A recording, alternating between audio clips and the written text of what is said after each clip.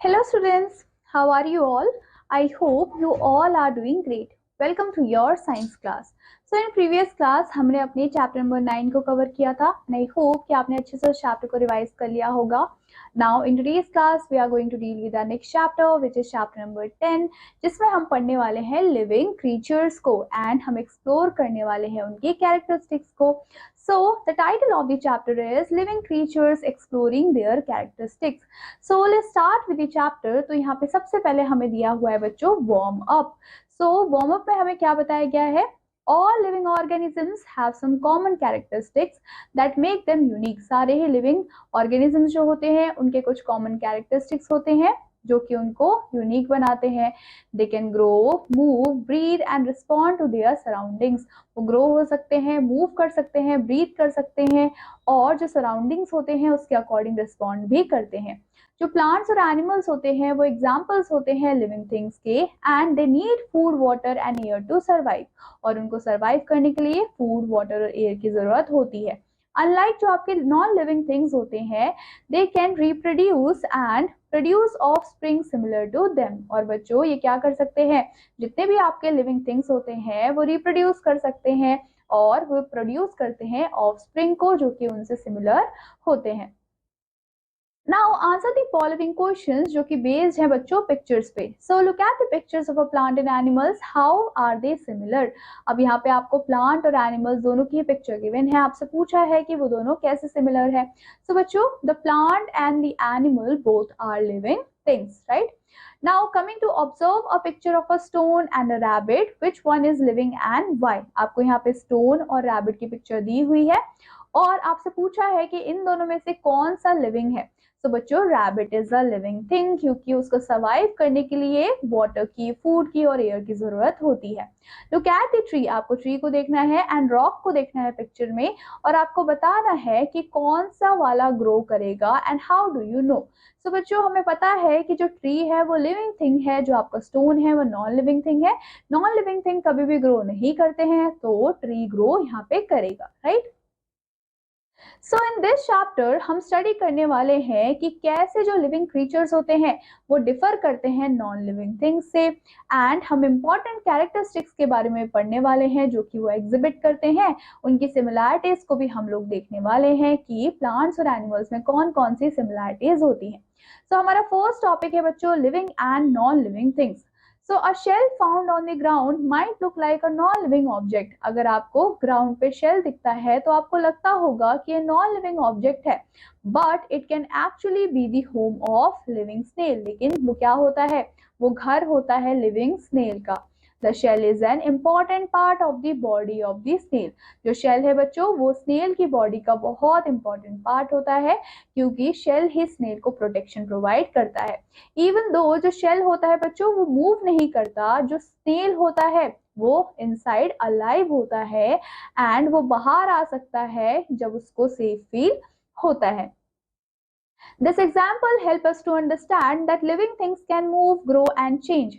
तो बच्चों ये जो एग्जाम्पल है वो हमें हेल्प करता है अंडरस्टैंड करने में कि जो भी लिविंग थिंग्स होते हैं वो मूव होते हैं, ग्रो होते हैं, चेंज होते हैं, जबकि जो भी आपके नॉन लिविंग थिंग्स होते हैं उनके पास ये कोई भी एबिलिटीज नहीं होती है. लिविंग थिंग्स को जरूरत होती है फूड की, वाटर की, एयर की ताकि वो सर्वाइव कर पाए, जबकि जो आपके नॉन लिविंग थिंग्स होते हैं उनको इनमें से किसी भी चीज की जरूरत नहीं होती. We are surrounded by many things, हम बहुत सारी चीजों से सराउंडेड है and some of them are living, जिसमें से कुछ लिविंग है जबकि कुछ नॉन लिविंग भी है. For an example in your classroom you might see a pencil, book, pigeon near the window or even a plant. So by observing these objects आप identify कर सकते हो कि कौन से लिविंग है और कौन से नॉन लिविंग है. सो यहाँ पे आपको सिंपल सा टेबल दिया हुआ है ताकि आप क्या कर पाओ, ताकि आप ये पता कर पाओ कि कौन सी चीजें लिविंग है, कौन सी नॉन लिविंग है और उसके कैरेक्टरिस्टिक्स भी यहाँ पे आपको गिवन है. सो जो पेंसिल है बच्चों वो आपकी नॉन लिविंग होती है, वो हमारा गेस था. एंड जो रीजन क्या है, रीजन ये है कि वो मूव नहीं होती और वो ग्रो नहीं होती. और करेक्ट आंसर भी क्या है कि yes pencil is non living. जो रीजन है वो क्या है, it does not need food, water और एयर, क्योंकि हमारी जो पेंसिल होती है उसको खाने की, पीने की या फिर एयर की जरूरत नहीं होती है. Then we have book. सो बच्चों बुक है हमारा जैसे कि नॉन लिविंग है, क्योंकि बुक क्या नहीं हो सकता, ग्रो नहीं हो सकता और चेंज नहीं हो सकता। And correct answer is non living, क्योंकि ये ग्रो नहीं होता, ये मूव नहीं होता और ये रिप्रोड्यूस भी नहीं कर सकता। पिजन हमारा लिविंग होता है क्योंकि ये मूव कर सकता है और ग्रो कर सकता है। Yes, pigeon is living. And ये क्या कर सकता है बच्चों, पिजन ईट करता है, ब्रीथ करता है एंड ग्रो भी करता है। इसी वजह से जो पिजन है वो आपका लिविंग है। जो कार है वो आपका नॉन लिविंग है, क्योंकि ये क्या नहीं करता, ये ग्रो भी नहीं करता, ये रिप्रोड्यूस भी नहीं करता। तो यस, कार जो है वो नॉन लिविंग है, क्योंकि ये ग्रो नहीं होता और रिप्रोड्यूस भी नहीं कर पाता। जो प्लांट है वो लिविंग है, क्योंकि हमारा प्लांट ग्रो कर सकता है और उसको वाटर की जरूरत होती है। एंड ये ग्रो होता है, इसको फूड की जरूरत होती है और ये रिप्रोड्यूस भी करता है। Now what sets the living apart from the non living. अब ऐसी कौन सी चीजें हैं जिससे कि लिविंग और नॉन लिविंग के बीच में डिफरेंस हमें पता लगता है। Now living things are different from non living things in many ways. बहुत सारे ऐसे वेज हैं जिससे हमें पता चलता है कि लिविंग थिंग और नॉन लिविंग थिंग डिफरेंट है एक दूसरे से। जैसे कि जो लिविंग बींग्स होते हैं वो मूव कर सकते हैं, ग्रो कर सकते हैं, चेंज होते हैं ओवर द टाइम। उनको फूड की जरूरत होती है ताकि वो सर्वाइव कर पाए, वो ऑक्सीजन लेते हैं, राइट। प्लांट्स, एनिमल्स और जो ह्यूमंस होते हैं सारे ही लिविंग होते हैं because they show this characteristics. And जो भी हमारे नॉन लिविंग थिंग्स होते हैं, for example your rock, book और कार, ये मूव नहीं करते, ये ग्रो नहीं होते, इनको फूड और एयर की भी जरूरत नहीं होती। ये जो डिफरेंसेस आपको देखने को मिल रहे हैं ये आपको हेल्प करते हैं अंडरस्टैंड करने के लिए कि क्यों जो आपके लिविंग बींग्स है वो स्पेशल है as compare to non living objects. Now coming to movement in living beings. So बच्चों जितने भी लिविंग बींग्स होते हैं वो मूव कर सकते हैं अपने आप। फॉर एग्जाम्पल जो बर्ड होती है वो फ्लाई कर सकती है, जो ह्यूमंस है वो वॉक कर सकते हैं, जो एनिमल्स है फॉर एग्जाम्पल डॉग्स वो रन कर सकते हैं। इवन दो जो प्लांट्स होते हैं बच्चों वो मूव नहीं करते from one place to another place, लेकिन वो मूवमेंट को शो करते हैं। जैसे कि फ्लावर का ओपनिंग होता हुआ, फ्लावर ब्लूम होते हुए आपको दिखता है, राइट। जो आपके इंसेक्टिवाइडस प्लांट्स होते हैं जैसे कि ड्रोसेरा, वो ट्रैप करते हैं इंसेक्ट को फॉर द फूड। तो बच्चों ये जो मूवमेंट है वो की डिफरेंस है between the living and the non living thing, क्योंकि नॉन लिविंग कभी भी मूव नहीं करते हैं अनटिल और अनलेस जब तक हम उन्हें मूव नहीं करते, लेकिन लिविंग थिंग क्या करते हैं बच्चों, उनमें हमें मूवमेंट देखने को मिलती है।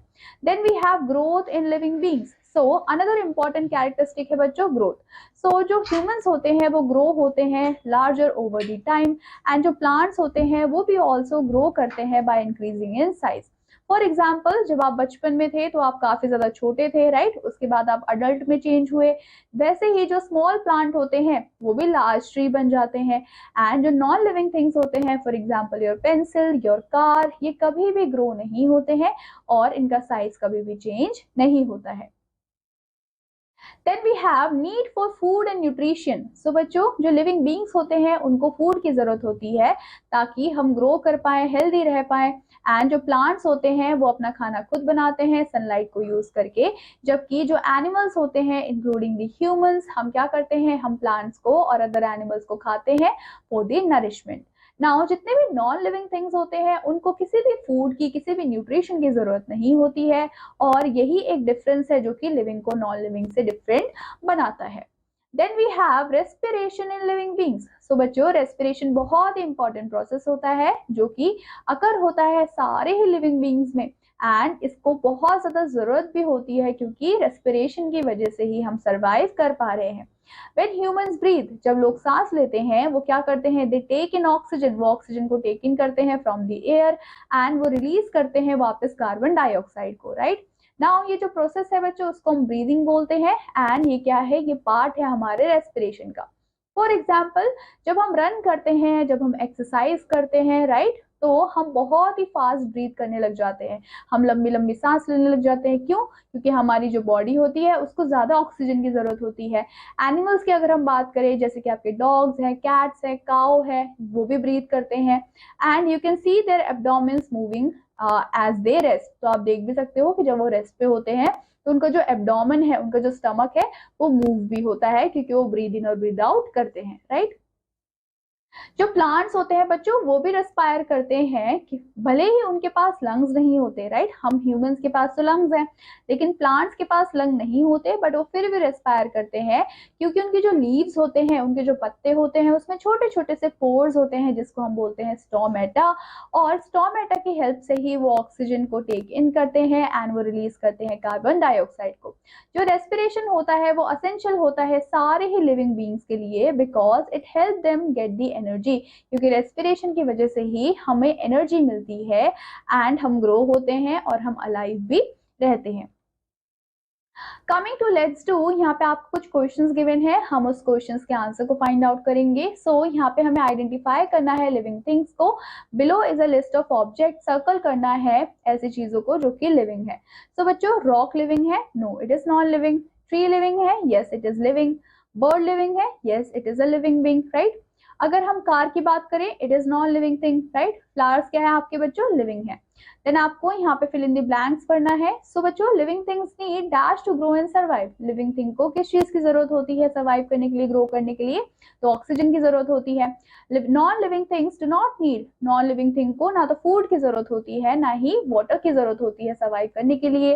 जो प्लांट्स होते हैं बच्चों, वो ऑक्सीजन को लेते हैं through a very tiny pores, और उन टाइनी पोर्स का नाम क्या था बच्चों? स्टोमेटा, जो कि प्लांट की लीफ में प्रेजेंट होते हैं। Then we have excretion in living beings. So बच्चों, एक्सक्रीशन क्या होता है? ये भी एक प्रोसेस होता है बाय विच जितने भी लिविंग बींग्स होते हैं वो अपने वेस्ट को रिमूव करते हैं अपनी बॉडी से। अब बच्चों, जो ह्यूमंस है, जो हम लोग हैं, हम लोग भी क्या करते हैं? अपनी बॉडी से वेस्ट को एक्सक्रीट करते हैं थ्रू योर स्वेट या फिर urine. For example, during hot weather जो स्वेट होता है वो फॉर्म होता है ऑन द स्किन एंड वो रिमूव करता है एक्सेस वाटर एंड सॉल्ट को। एनिमल्स की अगर हम बात करें, जैसे कि डॉग्स और कैट्स, वो भी एक्सक्रीट करते हैं वेस्ट को in the form of urine. Now जो प्लांट्स होते हैं बच्चों, वो भी एक्सक्रीट करते हैं through in a very different way. जैसे कि कुछ प्लांट्स क्या करते हैं? रिलीज करते हैं एक्सेस वाटर को एंड मिनरल को through a very small droplets on their leave.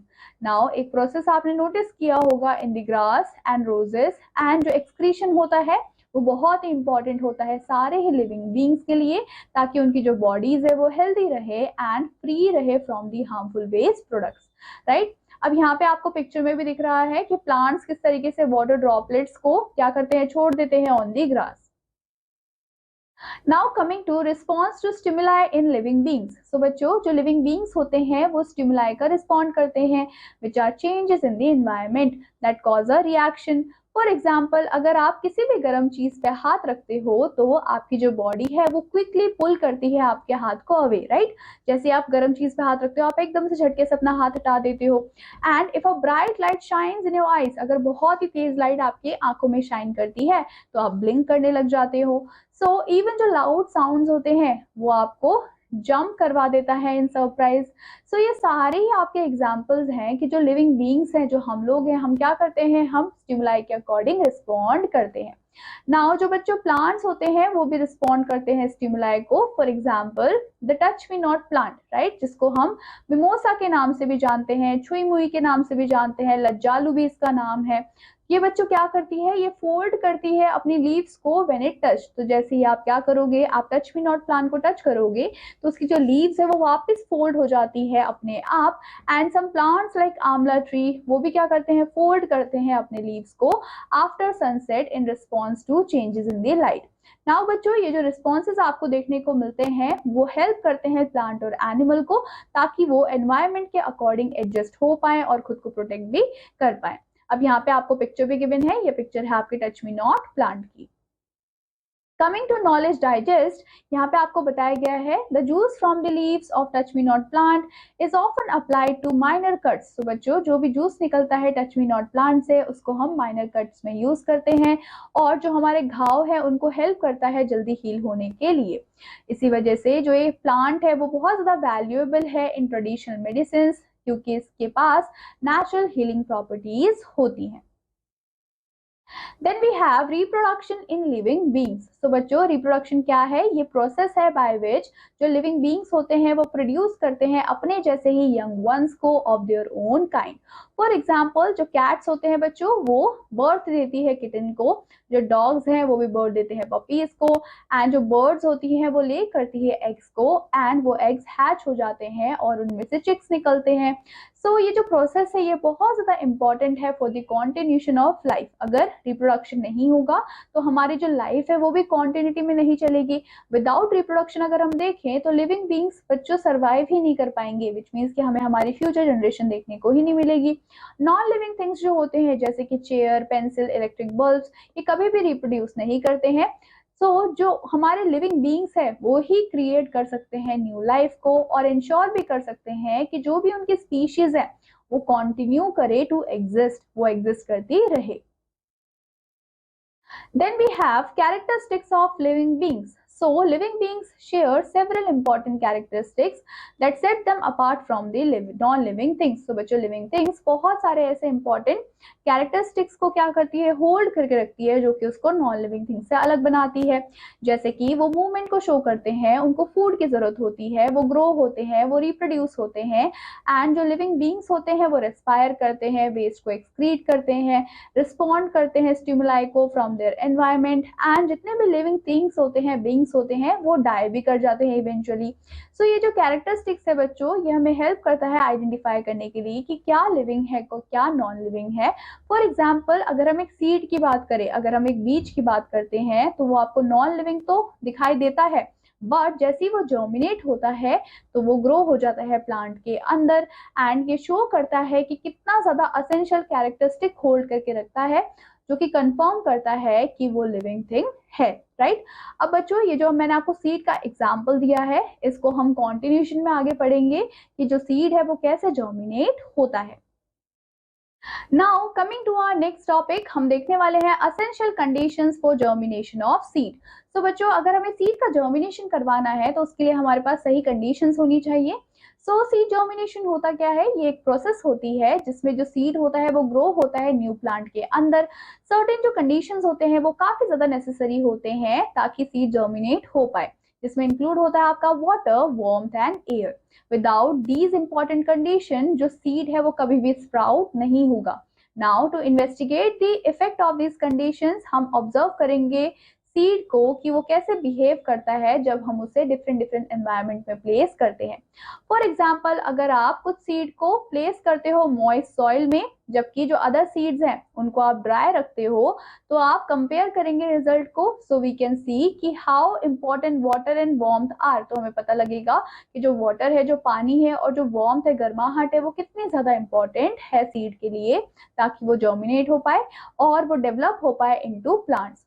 Now यहाँ पे आपको एक एक्टिविटी दी गई है, आप इस एक्टिविटी को परफॉर्म करेंगे तो आपको पता लगेगा कि कैसे जो सीड है वो जर्मिनेट होता है, right. So coming to how seed germinate, ये जो सीड है वो जर्मिनेट कैसे होता है। सबसे पहले हमें चाहिए water. Seed need water to start growing. अगर सीड को ग्रो होते रहना है तो उसको वाटर की जरूरत होगी, उसको पानी की जरूरत होगी, एंड जो वाटर होता है वो हेल्प करता है सीड को ताकि वो सारे इंपॉर्टेंट चीजों को कर पाए जो कि जरूरी है ग्रोथ के लिए। The seed has an outer covering, seed की आउटर कवरिंग होती है जिसको हम सीड कोट बोलते हैं, एंड जो वाटर होता है बच्चों वो सॉफ्टन कर देता है, वो सॉफ्ट कर देता है सीड कोट को एंड अलाउ करता है टाइनी बेबी प्लांट को, जिसको हम एम्ब्रियो बोलते हैं, ताकि वो ग्रो हो पाए फुल प्लांट के अंदर। Second we have air and soil. बच्चों जो सीड होता है उसको एयर की भी जरूरत होती है ग्रो करने के लिए, and they take in air from the spaces between the small particles of soil. और जो सॉइल में छोटे छोटे स्मॉल पार्टिकल्स होते हैं वहां से एयर को लेते हैं। नाउ ये जो स्पेसेस होते हैं इन द सॉइल ये हेल्प करते हैं रूट को ग्रो होने के लिए और उनको बहुत इजीली स्प्रेड होने के लिए। Then we have sunlight.